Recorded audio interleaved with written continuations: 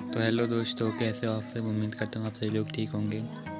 तो दोस्तों, इस बार 15 अगस्त के लिए मैं एक भाषण बहुत अच्छा लेकर आया हूँ। तो सबसे पहले आइए आप लोगों को सुनाता हूँ। धन्यवाद। प्रस्ताव में सबसे पहले आप लोगों को ये बोलना है।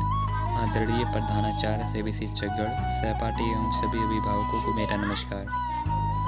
मैं आप सभी का हार्दिक अभिनंदन करता हूँ। और जो यहाँ पर आपका नाम जो भी होगा वो आप लिख सकते हैं, और आप जिस कक्षा में पढ़ते हैं वो का छात्र हूँ। हम सब जानते हैं कि हम सब आज यहाँ एक विशेष अवसर पर एकत्र हुए हैं। आज के दिन को हम भारत के स्वतंत्र दिवस के नाम से जानते हैं। मैं आज इस महान दिन पर आप सभी को स्वतंत्र दिवस के बारे में कुछ विचार प्रस्तुत करना चाहूँगा।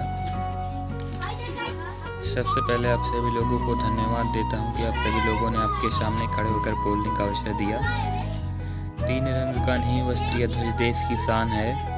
तीन रंग का नहीं वस्त्रीय ध्वज देश की शान है। हर भारतीय के दिलों का स्वाभिमान है। यही है गंगा, यही है हिमालय, यही हिंद की जान है। और तीन रंगों में रंगा हुआ अपना हिंदुस्तान है। देशभक्तों के त्याग, तपस्या और अमर बलिदान की कहानी 15 अगस्त का यह पर्व समेटे हुए है।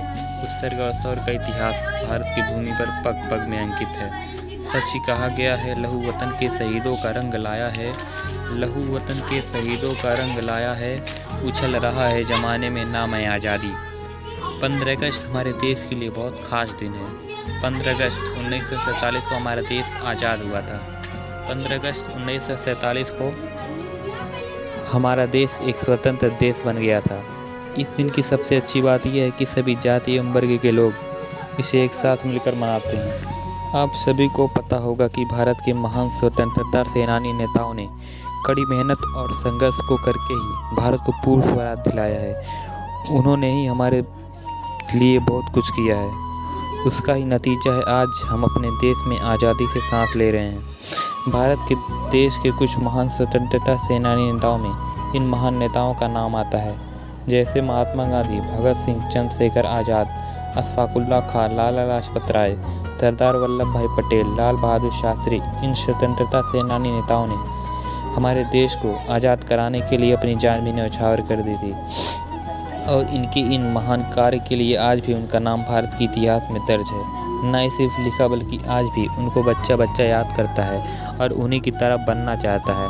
लगातार कई वर्षों तक इन महान लोगों ने ब्रिटिश सरकार का डटकर सामना किया और हमारे वतन को उनकी गुलामी से आज़ाद कराया। भारतवासी उनके इस बलिदान को कभी भी भूल नहीं सकते हैं।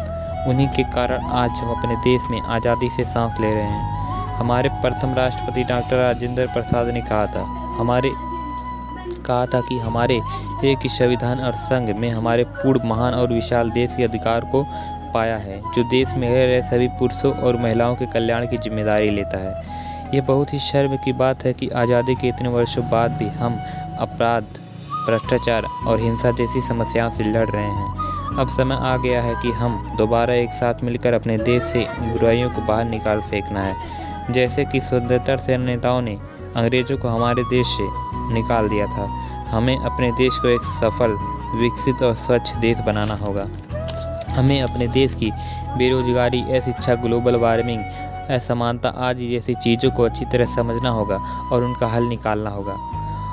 और अंत में मैं दुष्यंत कुमार जी के इन पंक्तियों से अपनी बात को समाप्त करता हूँ कि हो गई है पीर पर्वत सी पिघलनी चाहिए, हो गई है पीर पर्वत सी पिघलनी चाहिए, इस हिमालय से कोई गंगा निकलनी चाहिए।